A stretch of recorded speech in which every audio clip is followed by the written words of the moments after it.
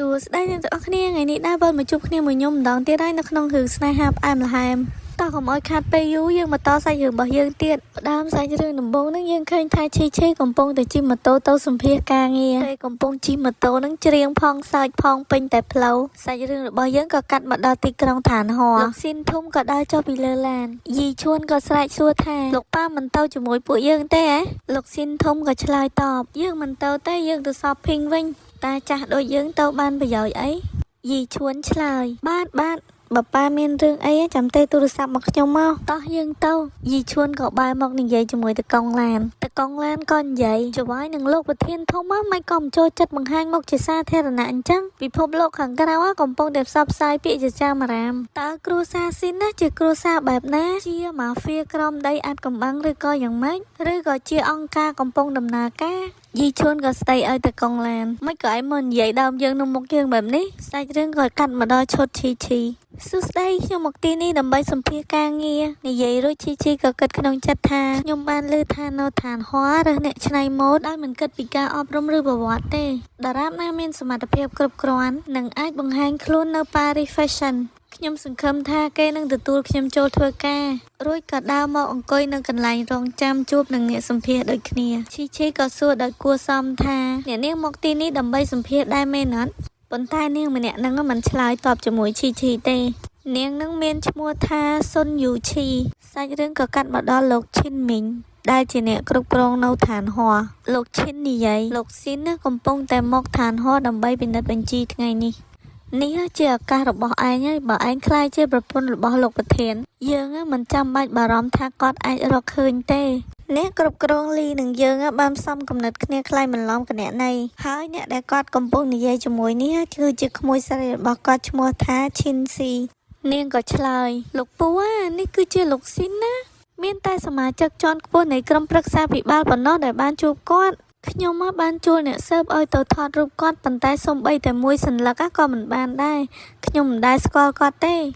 លោកឈិនក៏តបយើងក៏មិនស្គាល់គាត់ដែរយើងមិនបានសុំរូបថតគាត់ពីនរណានោះទេប៉ុន្តែលោកស៊ីនពាក់នាឡិកា brand ដែលមានតែមួយនៅលើពិភពលោកបើឯងយកគាត់បានណាតំណែងនិងសម្បត្តិរបស់គាត់ទាំងអស់នឹងក្លាយជារបស់ឯងនិយាយទូរស័ព្ទចប់ស៊ីនឈីក៏ងាកទៅប៉ះនឹងលោកស៊ីនធំហើយក៏ស្រែកឲ្យគាត់ថាណែតែចាស់គ្មានភ្នែកមើលទេ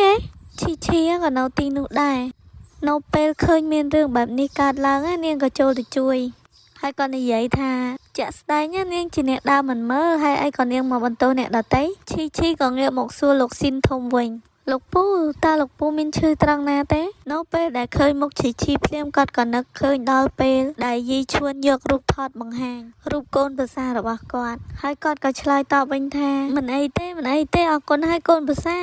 ឈីលឺហើយភ្ញាក់ផ្អើលយ៉ាងខ្លាំងហើយក៏ប្រកែកវិញថាខ្ញុំមិនមែនជាកូនប្រសាលោកពូទេឈិនស៊ីក៏និយាយកាត់តើនេះជាក្រុមហ៊ុនរបស់នាងនៅពេលដែលស៊ីនឈីឃើញមុខរបស់ឈីក៏ភ្ញាក់ផ្អើលហើយលន់មកថាលីនឈីវិញក៏ភ្ញាក់ផ្អើលដែរហើយក៏លន់មកថាឈិនស៊ីហេតុអីក៏នាងមកនៅទីនេះបានឈិនស៊ីក៏ឆ្លើយខ្ញុំទេដែលជាអ្នកត្រូវសួរនាងនោះនិយាយរួចក៏ឆក់យកឯកសារសម្ភាររបស់ឈីហើយក៏និយាយបន្តថាអូនាងមកសម្ភារមើលរបៀបនាងស្លៀកពាក់ចុះគ្រាន់តែជាស្រីត្រាក់ទាបតើវាស័ក្តិសមក្នុងការសម្ភាសជាមួយក្រុមហ៊ុនធំដូចជាឋានហោដែរឈីក៏តបស៊ីនស៊ីគ្រប់តែងតែយកចិត្តទុកដាក់ចំពោះការប្រកួតប្រជែងដោយយុត្តិធម៌ឋានហោមិនមើលពីដើមកំណើតឬក៏អត្តសញ្ញាណនោះទេតែនាងគិតថាអ្នកមកសម្ភាសត្រូវតែមានកម្រិតដូចនាងឈិនស៊ីក៏បានតែកំភ្លៀងឈីមួយដៃហើយនិយាយទាំងខឹងថាទុកមាត់នាងស៊ីបាយទៅពូរបស់ខ្ញុំគឺជានាយកនៅស៊ីនស៊ីគ្រប់នេះចំណែកឯប្តីរបស់ខ្ញុំគឺជាប្រធានក្រុមហ៊ុនស៊ីនស៊ីប្រុសក្រីក្រដូចតែចាស់នេះអាចមកបញ្ចេញមតិស្អីបានឬហើយលោកស៊ីនធំខឹងខ្លាំង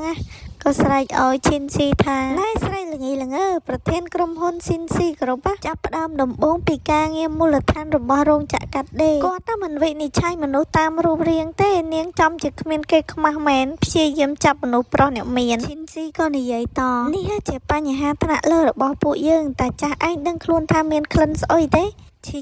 ก็និយាយទាំងអស់សង្ឃឹមថាខ្ញុំតែងតែចាត់ទុកលោកប្រធានស៊ីនជាអាយដលរបស់ខ្ញុំឥឡូវនេះពួកគេប្រៀបដូចជាសម្បុកពស់អាសេរពឹងអញ្ចឹងលោកស៊ីនធំក៏ឆ្លើយកាត់អត់ទេនាងខ្លាយទេខ្ញុំអាចជឿលើរឿងនេះបានទេស៊ុនយូឈីក៏ចូលមកឆ្លើយកាត់ឈប់និយាយមិនសមហេតុផលទៀតទៅមនុស្សថ្លៃថ្នូរដូចជាអ្នកនាងឈិនណាមិនមែនជាប្រពន្ធរបស់លោកប្រធានទេអញ្ចឹងគឺនាងឈិនស៊ីសួរនាងស្គាល់ខ្ញុំដែរស៊ុនយូឈីក៏ឆ្លើយតបខ្ញុំបានឃើញអ្នកនាងនៅក្នុងពិធីខួបកំណើតអ្នកដែលចូលរួមខួបកំណើតរបស់ខ្ញុំបានណាទើបមានលក្ខណៈសម្បត្តិគ្រប់គ្រាន់និយាយជាមួយខ្ញុំលោកស៊ីនធំក៏ឆ្លើយត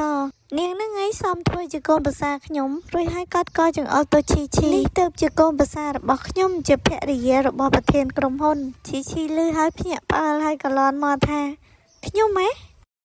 រឿងរបស់យើងក៏ស្លេះតែប៉ុណ្ណេះសិនចាំជួបគ្នានៅវីដេអូក្រោយណាបាយបាយ